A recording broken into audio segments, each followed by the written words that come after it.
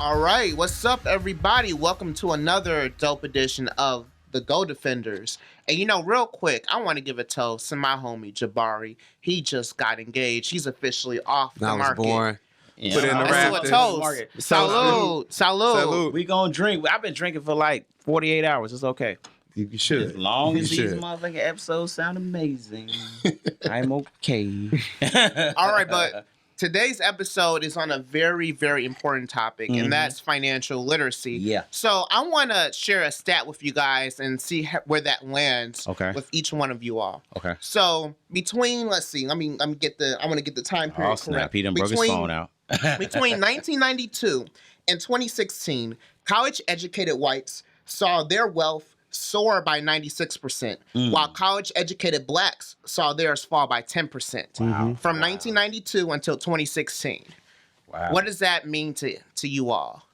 So, And then we'll do introductions. Okay.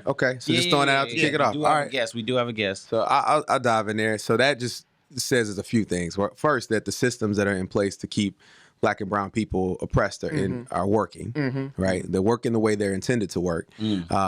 That there are obvious glass ceilings to what happens post-college.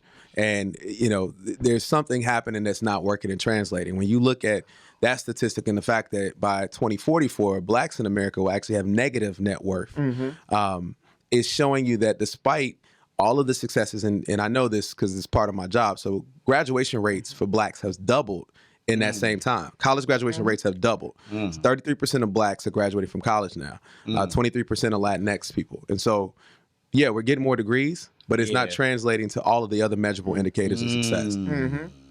Absolutely. Yo, so I'm gonna interject a little bit. We have Ross Mack here, the homie, UPenn grad, same as myself. Yes, sir. Artist, same as myself. To be honest with you, I brought Mac on here because he's a better, younger version of me. And so, like, I feel The like first Wall Street rapper, like period. completely Period. like he knows this topic up and down, but he also gives like a hip hop gen perspective on Love it. it. And I think I would love to hear what you think about this topic. Yeah. You know what I'm saying? One, thanks for having me on the show, man. Very humble. You guys are dope.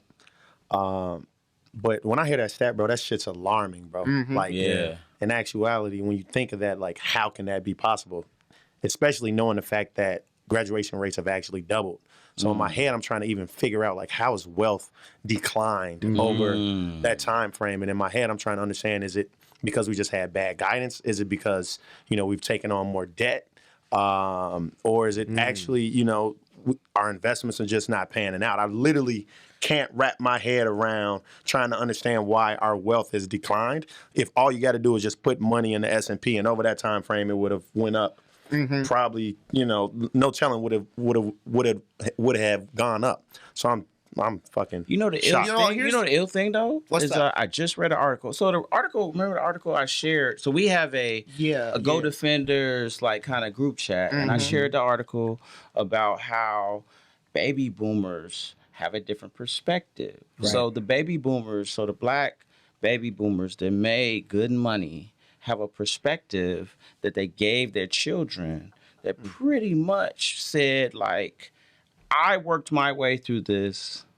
You can do your dream job because I worked my way through this. And I can't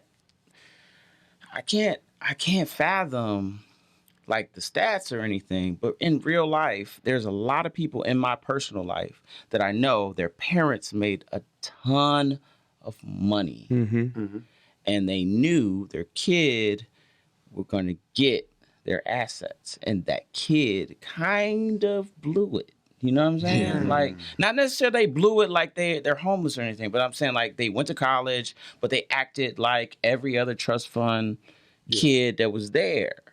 And they didn't say, hey, I'm going to push this forward. Because when we're talking wealth, it's generational. Right. Man. So for you to say, Something hey, that black people unfortunately don't have. Yeah. No And generational. you know what? so to say like, yo, I'm just going to get this little bag from my parents and I'm going to make this little money that I make or whatever. And I'm going to go to college, I'm going to finish.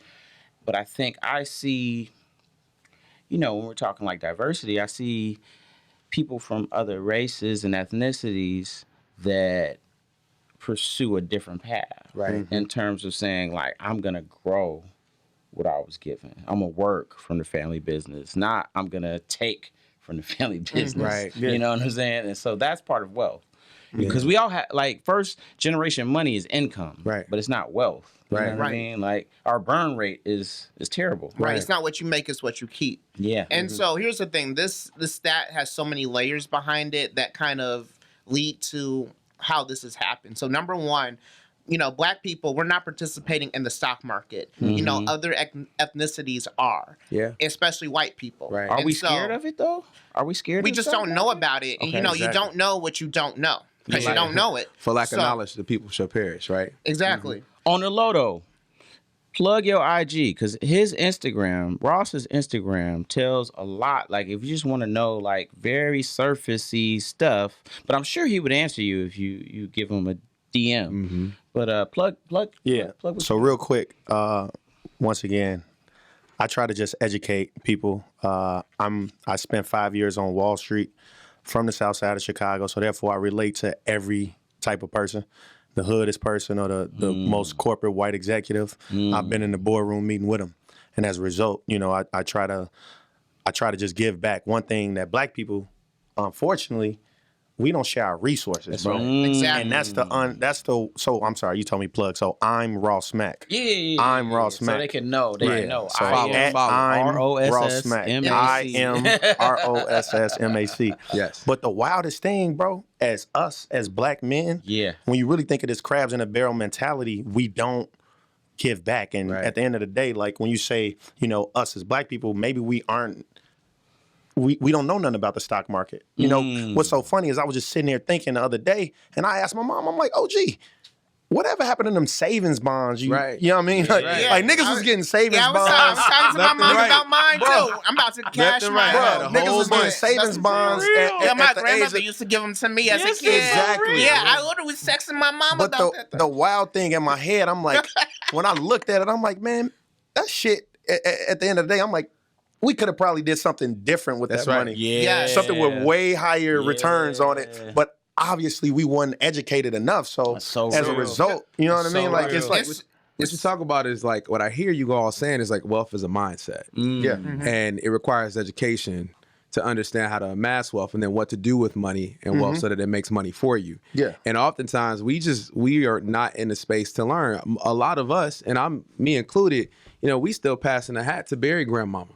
Whereas my white counterparts going to Marion Catholic, South Suburbs, right? Yeah. This school where like half the kids were know trust that. fund babies. Shout out Tyler Graduate. Eulis. Right. Tyler Eulis. Graduate, grandma passes away, and there's an insurance policy that's sitting there with a full estate plan where all of the kids that I went to high school with, and they gone to college, their Yeah. colleges were paid for. Yeah. Wedding was paid for.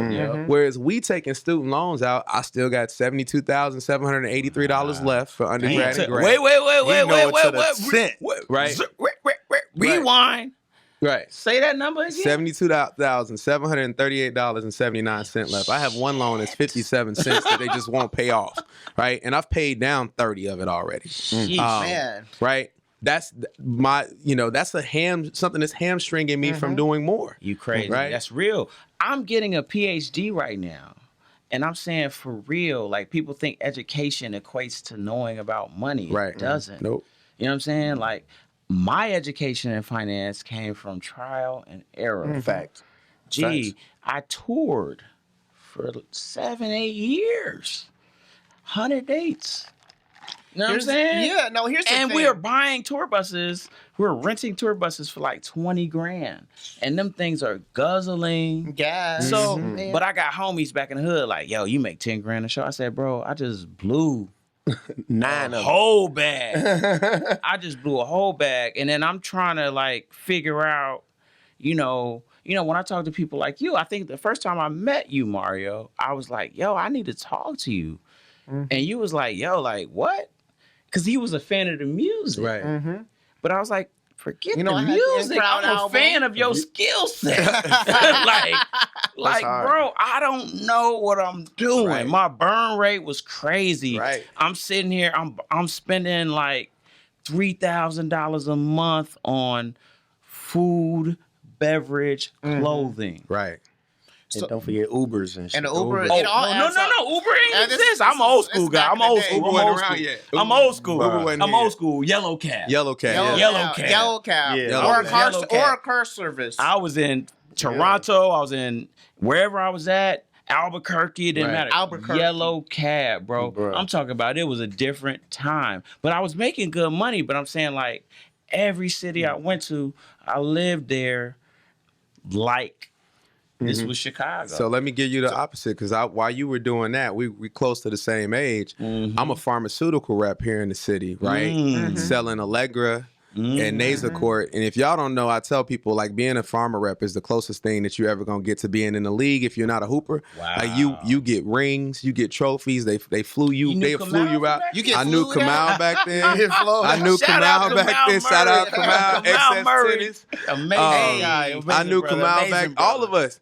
And you know, each quarter it would be a $10,000 check I get for like hitting my sales numbers, and I would go right to whatever wax store to buy whatever I was buying because I didn't know any better. And you know, I'm a first gen college grad, but I'm also first gen corporate. Like my mom and dad, you know, didn't know about money. They amassed a lot of debt, sending us to private school, and I was going down the same track. You know, and I think that's something that's tough. So like same thing. My burn rate on cash was like ridiculous. I'm buying square toe shoes and every You every get clean. every leader Get shirt clean. I could get. Every leader is Every robotic time. minds. Every Jeff is shirt, clean, bro. bro. I had them all. You talk But about the city. We all through this city, man. Jeff is clean, bro. I just Niggas is clean right now. Bruh, Everybody dressed up. No, bro. I just flew in. Yeah. I'm gonna tell you something. I'm gonna let you in on something. Okay. I flew in. I'm sitting next to this chick from Chicago, apparently. Apparently. And her scroll is Jeff Beckham. I said, golly. Man. My man. And then I was proud of him, though. I was so proud of him. Appreciate it. I was like, Easy work. I don't know what you did, but he's Jeff Beckham. It's like he's the Be Dos like that. Equis man. He's the Dos Equis man. Mario is Miami Vice. Right. You know what I'm saying? And I roll how I roll. You know what I'm saying? I'm Knowledgeable. you know, I'm a rapper. It's whatever. And Professor. Rap Ross Doctor. is the better Doctor. version of me. He's a better version of me. So y'all got to go to this man's page. Yeah, definitely tune in. But He's hey, turned.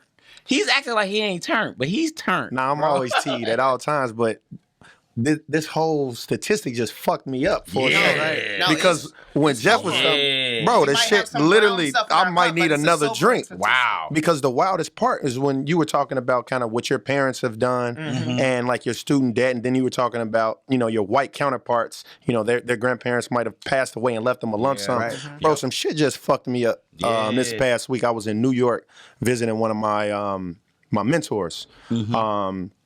Literally, you know, he works at a hedge fund, you know, does well, but he was like, yo, Ross, I just went to a 1-year-old, like either bridal party or like a birthday or something like that, you know? And he was like, bro, did you know that, you know, some of our Jewish counterparts, at the moment a child is born, they're like effectively, you know, putting money together. And I'm like, oh, okay, I get that. I know that. I know that. I'm like, all right, cool. But like, he's like, nah, bro.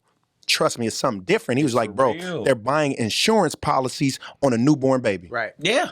Yeah. Only way in order to keep the actual generational wealth going that us as black people unfortunately don't have. Right.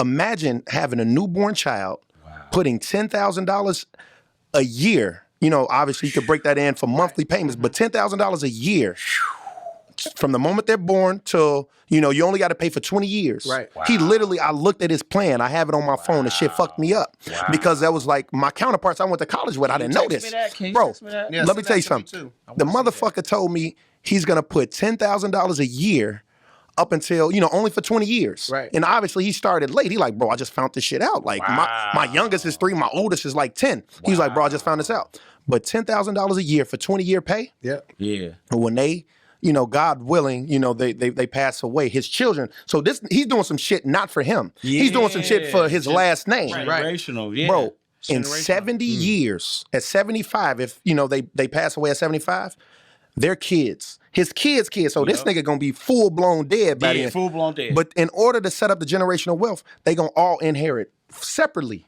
no less than $4 million. I got a And so homie. So I I could- got a homie. I'm not gonna say his name, but I got a homie that windfall came to him. Bro, I got a homie. I couldn't fathom that. Windfall, and like I could not fathom and low just key, grabbing. He didn't really know what to do. Oh, but then that's another thing. Like, he Niggas still with money don't know what what to do. At all. So, Right? yeah. You No, know what I'm this is- saying? Like when somebody calls you, and it depends on how your people set you up. I just think as Black people, the interesting thing is like sometimes when we have superheroes as parents, Right. then we shrink. Yeah. You know, That's not cool. Right. It's like we supposed to go and be superheroes as well. even bigger You know what I'm superheroes. saying? And so But here's the problem. We don't share the knowledge. mm, Black people, money has been a taboo topic. You know, Black families would rather talk about sex with their kids than money. Right. And so this has been, you know, if you talk to like back in the day, you know, if you would ask your grandparents about money in some families, you know, they'd be like, don't talk about that. That's rude to ask people Yeah. questions about And money. how much is. you make. Exactly What do how you much do for you a make. living? And right? I think that those bro, I sorts just of had somebody conversations- ask me how much I spent on my ring. I said, bro, That I leave me agree with that alone. question though. Leave me Yeah. alone. Yeah, Now, leave motherfucker me don't need to alone. know about Yeah, what you but, paying like, in rent. in terms of like within your family though, you know, we need to have these conversations Absolutely. because like there's some cases where there's some family members who are really good with Yeah. managing money. Yeah. Yeah. And then there are others who might not be, but there's a disconnect because people aren't sharing what they know. Well, how do And you so- feel about like people who do what you do, Mhm. kind of taking the lead and saying, I'm going to be kind of like the CFO of our family? Oh, absolutely. I think, you know, I think it's important, but here's the thing. Let's Because take I'm a sure step people back real come to quick. you and they say you're the finance guy. I'm sure people in your family are like, and Well, you it's- probably get it's it too, funny. Ross, you probably get it too. Yeah, Like where it's without like, a yo, doubt. like I don't know Without what a to doubt. do, and that's Everybody why. ask me how can I make how can I put this in? How can I put this little bit of money in and make a lot? I'll be like, So all right, Auntie, chill Ross out. has an amazing. He's being so humble right now. Ross has an amazing. I don't even know what to call it. Like you have like a series on Instagram, Maconomics. Maconomics. where he gives like these kind of like very layman, hood, almost hood, Yeah. like versions of Wall Street. Yeah. Like So, you the hood Gordon Gecko. bro, You the hood. that Gordon just Gekko. resonated with me so well because that's And the I- GOAT. Gordon Gecko is the fucking GOAT. I tell people like if you from the hood, everybody watch Scarface. Right. And as a result, like that's the epitome. Like if you a drug dealer, like, okay, I want to be Scarface. But if you on Wall Street, bro, Gordon the Gekko. GOAT is Gordon Gordon Gecko. Gekko. That's You know it. what I mean? Or Jordan Bedford. Or, Money you know, never all, sleeps, baby. You know what I mean? So That's it's just it. like, so that's dope. So if you don't know nothing about Gordon Gecko, Google that shit. Watch I'm Wall not finna tell Wall you where it's Street- from. I'm Wall not gonna Street tell you Part where it's from. Two. No, 'Cause we're he not the gonna GOAT. tell them where it's from. Okay, Google. Let them Google. Gordon So Gekko. here's the thing. It also starts when we're young because they don't teach us this in school. Right. You know, you can take auto shop or wood shop or home ec, but you Yeah. can't take a class about how to manage your money. And that's only in black schools, That's too, right. bro. Ooh. You know what I mean? Going to those trade schools or vocational Exactly. schools. Like, bro, Exactly. teach motherfuckers something real. Right. So here, let me tell you guys like kind of my story about like what happened in my life that kind of like shaped me into like getting this perspective. Fair. So the company I work for has an elementary school that was founded by our CEO, along with the former U.S. Secretary of Education back when he was working for our company. They put this school together on the south side of Chicago in the Kenwood neighborhood with the idea that each student takes investment class starting Are in you pre-K. able to label it? You know, I'm trying to be, if you notice, I'm trying to be like very general because Right. I just don't know Fair, for compliance fair, purposes fair. about. Yeah, I'm sure it probably would be okay, but at the same time, If They can y'all Google want to it. know, Google. Google. yes. Figure it out. Or Yeah, it won't be hard to find. DM 12 gauge. Exactly. DM just- 12 gauge. Yeah, 12 gauge, Yeah. 12 spelled out, Gage, my last name. No, man, Yeah. we gotta Shoot me a we gotta message. keep branding. bro. Exactly. Keep branding. That's bro. impressive. Oh, thank you. So this elementary school came into fruition back in 96. So each student takes investment class and it starts in pre-K, goes all the way up until 8th grade. And when each class gets to first grade, that whole class, the entire grade is endowed with a $20,000 stock portfolio that follows the class for their remaining academic career. So I went to this elementary school. I was part of the second graduating class. Wow. And so when we got to 6th grade, we got to actually take what we were learning in our investment class and apply it to our real life stock portfolio and choose what stocks our class invested in. And then come 8th grade graduation, the initial $20,000 principal is taken and given to the new incoming 1st grade class. That's and then the dope. profit that's left over is split in half. Half hella of the dope. profit going back to the school as a charitable donation, the other half being split amongst the classmates, in which case we can either collect a check on graduation day or put our share of the money in 529 college That's savings clean. plan. But here, let me tell you 529. what You got to ended up explain to happening. moms what that 529 is after though. So, but here's the Brother. thing: the beauty of this whole program is that what we would be doing as kids is, we have our investment class homework, but what do you do when you go home? You talk to your parents about your homework Yep. because they have to Right. help Yep. you with it. So then.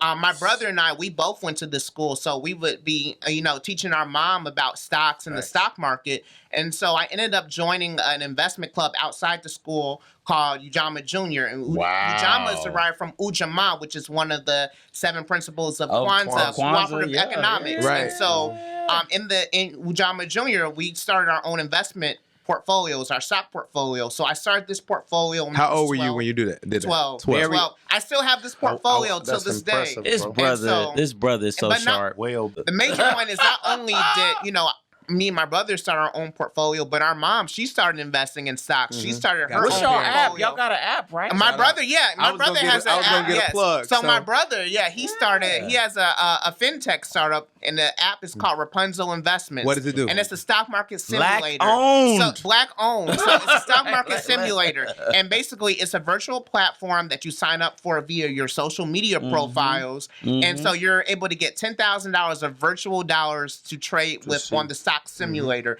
and then because you engage with it via your social media profiles, you can see what peers are on there and then engage in stock market competitions. My brother has been giving out scholarships to top performing I saw users it. in And high y'all- school. and you guys I got to say He's a something because I got to give a shout out. Chicago So Scholars. Mario and his brother Miles are also both part of Chicago Scholars, where I'm a vice president. Yeah. Didn't know that when we started this actual None of podcast. it. I It's knew just- his brother, and I'd actually met your brother when he was in high school years ago. Oh, When he was wow. first starting That's Rapunzel, so when he first had the cool. idea, That's so and he cool. sat down with me and talked to me about it, Wow. about on the Yeah, tech man. app startup side. Yeah, man. And so not only did That's cool. Miles this summer have Rapunzel, he hired another Chicago Scholar. Yes, he so now did. let's think about How the many change. interns does he have at He this he point? had one intern, but he's got a staff now. But he hired one of the kids from the program that he was part of, right? So first generation student from a low income community, from a CPS school, a black student, worked for him this summer,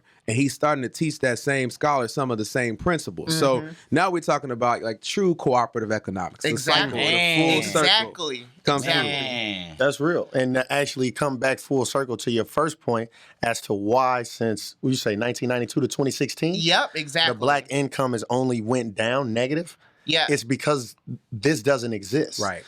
As blacks, we not exposed and we don't share our resources. So the fact of even being exposed, our white counterparts at the age of 10, or obviously you started your portfolio at 12.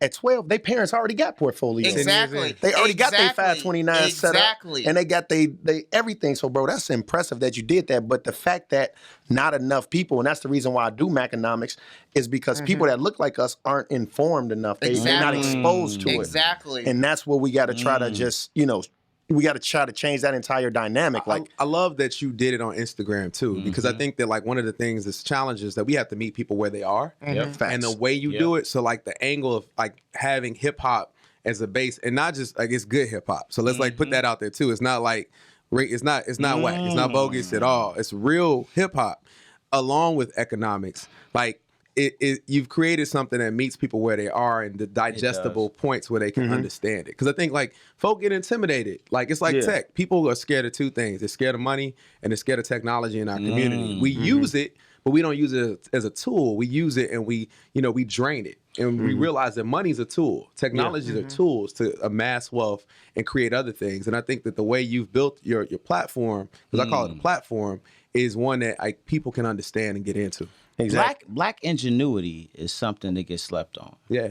Because so get I think slept on. the people that watch our show, they understand I've done rap music, but I'm now a PhD student. And so Right. what I research is actually how urban youth of color utilize digital tools of technology. And the ill thing about that, right, is that we are always the early adopters. Always.